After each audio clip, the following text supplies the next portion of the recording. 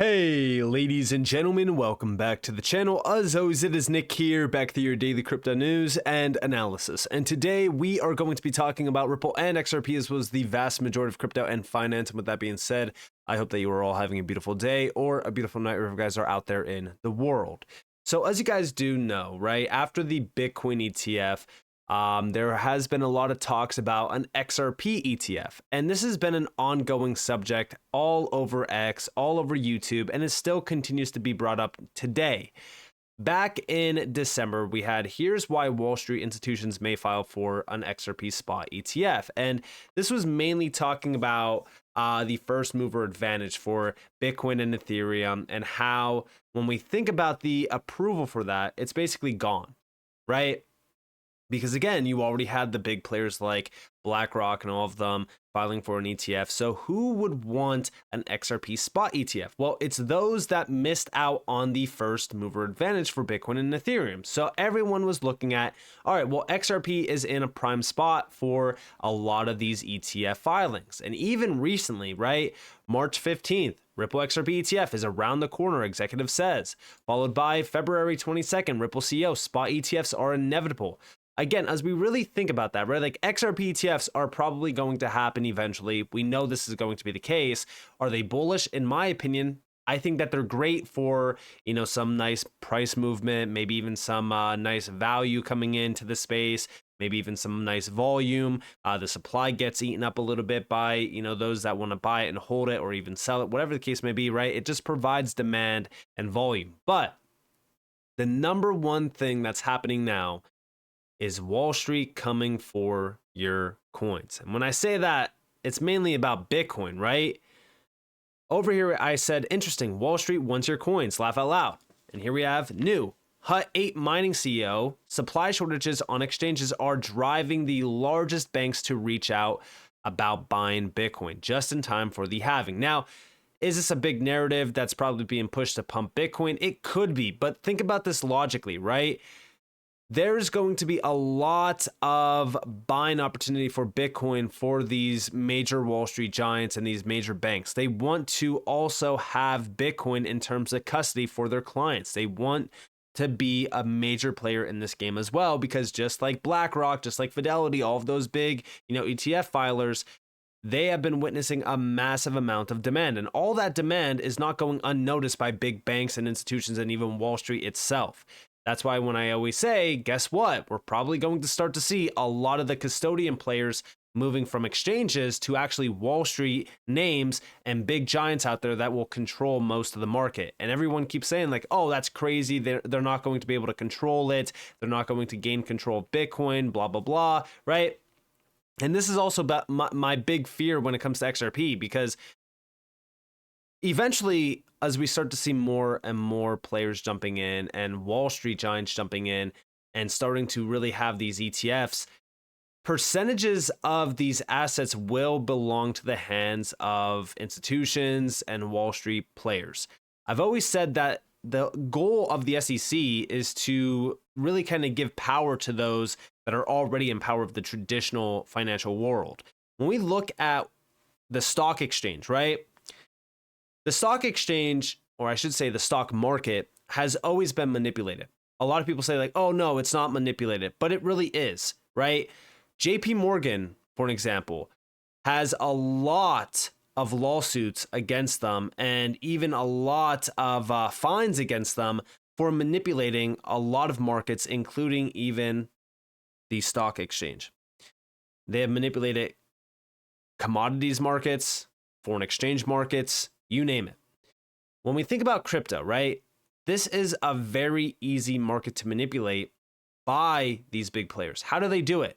Well, they push articles that are paid for. Like, for example, there was an article just recently that came up on my timeline, which was Goldman Sachs continues to see no value in digital assets and its clients are not voicing interest in getting exposure to the to the asset class. The bank's wealth management unit's chief investment officer told the Wall Street Journal.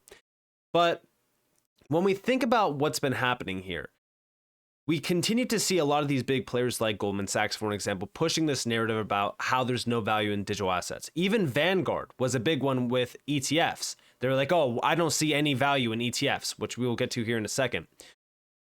Even JP Morgan, right? Oh, I'd shut it down. That was the whole narrative back in December, right?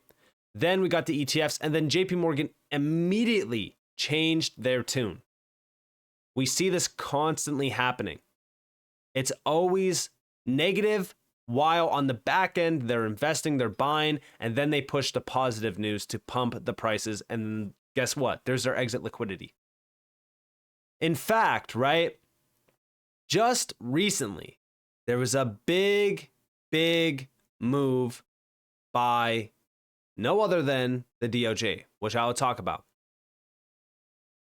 Right upon the announcement of what the DOJ did, we had a big player jump in and buy up a lot of Bitcoin, which we will talk about.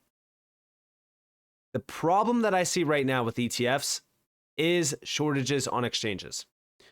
If we go over here, we have number of Bitcoin on exchanges continues to drop.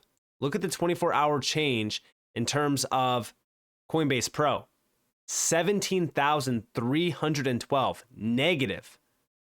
Also, 30-day change, 77,477. And even when we look at some of these other exchanges, you have 22,000. There's some positive inflows, like Gemini had almost 15,000 on the 30-day span, but we're still starting to see a ton of negative on the 24-hour and the 30-day. Look at the total here.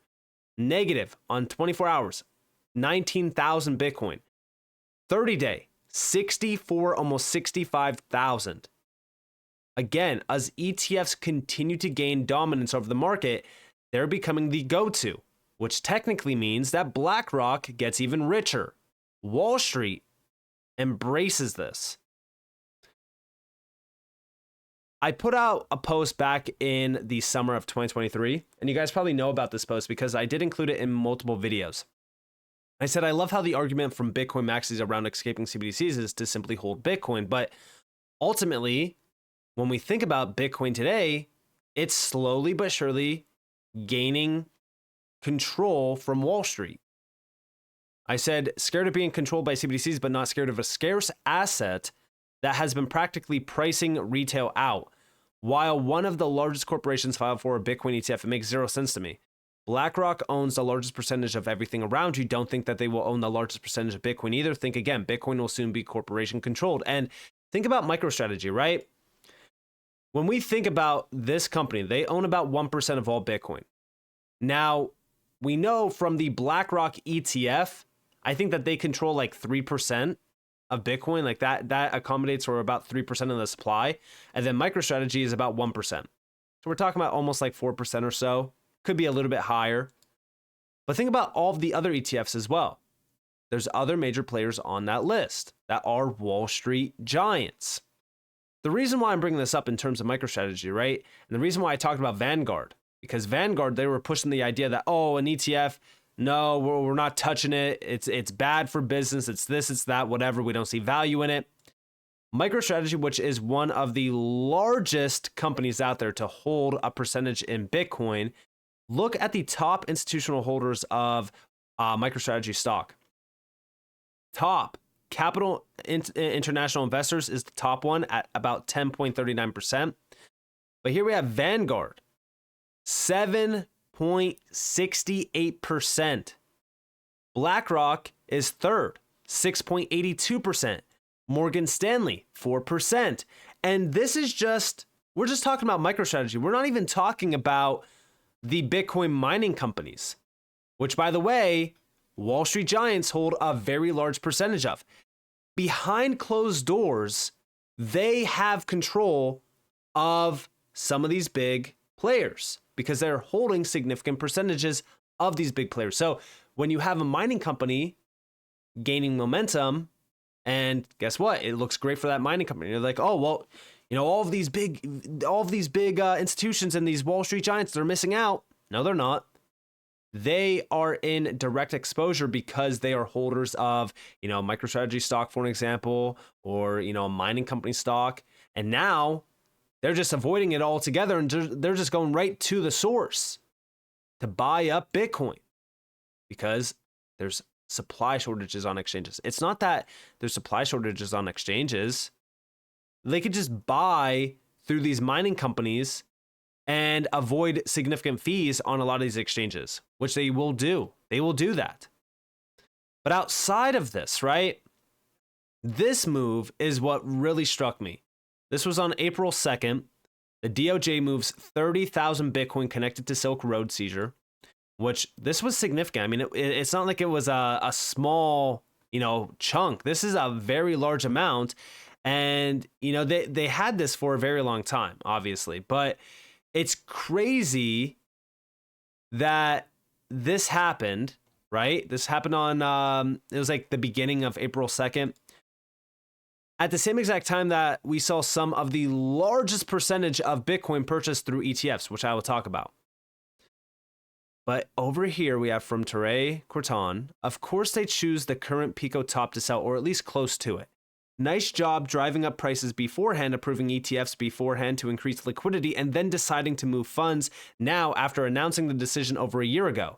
Bit like Solana and FTX, timing. And again, this was worth $2.1 billion. Like I said, it's not a small chunk of change. And it's crazy that this happened at the perfect time in the market while we saw this. Look at the inflows on April 1st and the 2nd, because it started on April 1st when we started to sell off on Bitcoin. On April 1st, BlackRock iShares Bitcoin had 2,392 Bitcoin purchased in terms of inflows.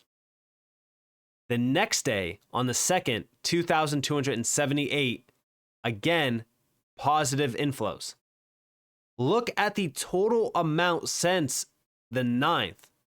That's when they got approved. 256,681 Bitcoin all through BlackRock iShares Bitcoin. And Fidelity is coming in at number 2. These are two major giants in the traditional financial world. Fidelity has 146,016. Guys, this is a very significant amount. The biggest negative draw out of all of this is Grayscale. Think about that.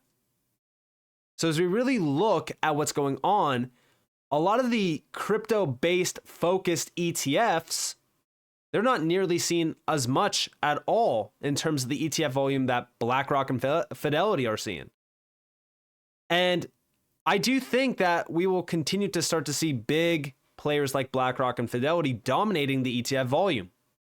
And then they will continue to push solutions around crypto and also services around crypto, and they will dominate that as well. Now, why am I talking about all of this? Well, it's because as we continue to hear the discussions around the XRP ETF, this will lead to Wall Street coming for all the coins, whether it be Ethereum, whether it be XRP, whether it be Bitcoin. They will try to gain control of this market, and they will utilize everything at their disposal. I personally see the DOJ move. I think that this is always planned ahead. I always think that there's some insider information. Again, that's me speculating. But I would argue that there's a lot of connections with a lot of the things that happen even around the SEC, right? Go look at the SEC announcement of the XRP lawsuit. Look at what happened immediately after or even beforehand. You had major moves being made around Bitcoin and Ethereum. Look at the FTX implosion, right? I always put a spotlight on the FTX implosion because once FTX went, belly up, guess what happened? It wasn't even hours after we started to see major pushes behind strict regulations. You seriously can't make this stuff up. Again, it's all about pushing an agenda and a narrative to paint a picture that they want. It's always a direct connection back to something that they want to push. But these ETFs, I always see these ETFs being brought up. Again, the ETF is not control over Bitcoin. Mainly, it's control over the market in terms of creating a monopoly of where individuals will go to buy these Bitcoin trust, which is, again, all through BlackRock and Fidelity. Wall Street is eating this market up. They will continue to eat up on this market. And what's funny about it is that I remember, years back where everyone was like, oh, Wall Street's missing out. They're missing out. They're missing out. Before the ETFs, you still had these big players in this market. You still had JP Morgan utilizing Ethereum. And a lot of these big players were also, in my opinion, early investors into Ethereum as well. They knew about this market. They're not dumb. Everyone always paints these big traditional giants as dumb. They knew just as well as me and you how big this market was going to be. They were in since the early days. With Ethereum, they were in since inception, in my opinion. But regardless, this is why I always say, make sure that you have cold storage. Make sure that you are cold storaging your crypto, because you never know what exchange is going to be targeted. You never know what's going to happen, in the future. Wall Street definitely is here, and it is inevitable in terms of other ETFs around, Ethereum, around XRP. But once we do start to see that, things are going to change to a more institutional controlled market instead of this being, like an all for one market with regulations and things like that. You're going to see the big players step up to the plate, and exchanges in the space, they're already kind of cracking down on exchanges. I still think that the big custodian players will be, traditional Wall Street giants. They will control and hold the largest percentages of some of these digital assets. So with that being said, I hope that you guys enjoyed this video. If you guys did, definitely leave a like, subscribe, to notifications on. Also, if you guys do want to go check out NordVPN, 4 months free right now. You could also save up to almost $62 by utilizing my link and my coupon code NCashOfficial. You guys can check this out. Links down in the description below, comments below. You can never be too safe. This adds an extra layer of security to everything that you do online and within crypto. Make sure that you're protecting yourselves every step of the way. And with that being said, guys, it's been Nick. Thanks for watching. Peace out.